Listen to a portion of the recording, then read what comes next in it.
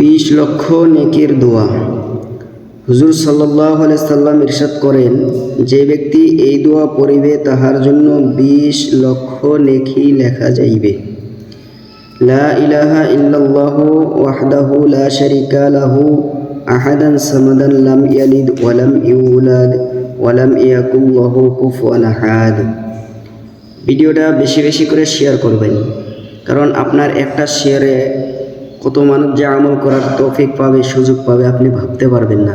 এতে আপনারও সওয়াব হবে, কারণ ইসলামের দাওয়াত পৌঁছিয়ে দেওয়া প্রত্যেকটা মানুষের জন্য কর্তব্য। শুনতে থাকেন আরও আগবাড়াই। আল্লাহ পাক কত বড় মেহেরবান।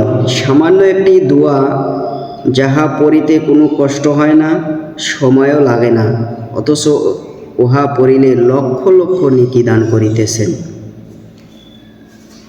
হুজুর সাল্লাল্লাহু আলাইহি সাল্লাম বলেন, ইসলাম গ্রহণ করিলে কুফরি অবস্থিত যাবতীয় গুনাহ মাফ হইয়া যায় এবং পরবর্তীকালের প্রত্যেক নেকির সওয়াব 10 হইতে 700 গুণ পর্যন্ত, এমনকি আল্লাহ পাক যত ইচ্ছা সওয়াব দিতেই পারেন। কিন্তু গুনাহের কাজ করিলে একটার বদলেতে একটাই লেখা হয়, আর আল্লাহ পাক ক্ষমা করিয়া দিলে তাহাও লেখা হয় না। অন্য হাদিসে কেহ নেক কাজের ইরাদা করিলে তাহার জন্য একটি সওয়াব লিখিত হয়। অর্থ দেওয়ার ব্যাপারে আল্লাহর দরবারে কোনো অভাব নাই। এই জন্যেই আল্লাহওয়ালাগণ পার্থিব ধন দৌলতের নেশায় না থাকিয়া নেকির পেছনে লাগিয়া থাকেন।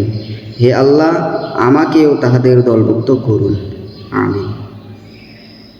হুজুর সাল্লাল্লাহু আলাইহি সাল্লাম ইরশাদ করেন, আমল 6 প্রকার এবং মানত 4 প্রকার। 2টি আমল ওয়াজিব করার জন্য দুইটি সমান সমান, আর একটির জন্য 10 গুণ ও অপরটির জন্য 700 গুণ সওয়াব পাওয়া যায়। প্রথম দুইটি, একটি হলো ঈমান, যার দ্বারা বেহেশত ওয়াজিব, অপরটি হলো কুফর, যার দ্বারা জাহান্নাম ওয়াজিব। আর যাহা সমান সমান তাহা হইল নেক কাজের ইরাদা। আমল করিলে 10 গুণ সওয়াব এবং আল্লাহর রাস্তায় খরচ করিলে 700 গুণ সওয়াব পাওয়া যাইবে। 4 প্রকার মানুষ, এই যে কেহ এমন আছে যাহা দুনিয়াতে প্রচুর আছে কিন্তু আখিরাতে খুব অভাব হইবে, আবার কাহারও দুনিয়াতে অভাব, আখিরাতে প্রচুর, আর কাহারও দু জাহানে অভাব, আবার কাহারও উভয় জাহানেই প্রচুর আছে। ভাই একটাই অনুরোধ, ভিডিওগুলা শেয়ার করবেন।